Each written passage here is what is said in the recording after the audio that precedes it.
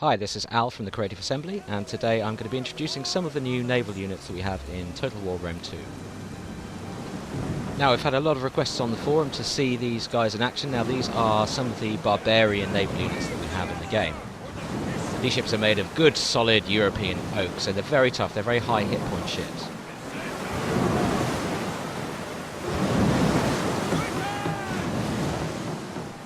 Now, these Swabian Swordmasters are, they're front-loaded, hard-hitting melee combatants, so we really want to get boarding those enemy ships and activate their special abilities, which are Frenzy and Headhunt, so they'll fight really hard. They can go toe-to-toe with some of the hardest troops out there. Now, these heavy barbarian ships aren't quite as streamlined and built for ramming as much as the sort of Mediterranean ships are, but they will do a little bit of damage when they go in and they first impact, but largely what we're aiming to do here is kill all the crew on board this other ship.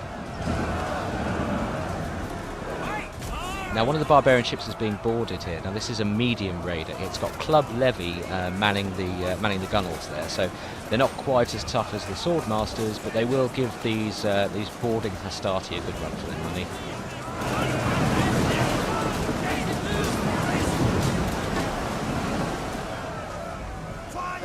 And here we have several units of longbowmen showering arrow fire on this artillery quinquereme. So you can see here all the crew are dead now, all the fighting troops are dead, so the oarsmen below decks are deciding that discretion is the better part of valour. So moving on to some more of the Mediterranean ships here, what you're seeing is a number of fast-moving Firepot Dires assault ships. Now, these guys are very fast-moving little attack ships, and they've got these, as you can see from the front there, they've got these little fire pots hanging from stanchions on the front, which will explode when they come into contact with enemy vessels. And here we can see some fire arrows in action as well. Now, of course, again, these are going to do incendiary damage to the ships and actually have a chance of setting the ship ablaze, but they'll also be damaging the troops on board as well. Now, as we've mentioned in the past, ramming is a key new tactic in Rome 2. It does a decent bit of hull damage, and if you can coordinate your attacks correctly, what we've got here is 3 small ships attacking, ramming into one larger ship, so all those troops can board and fight simultaneously.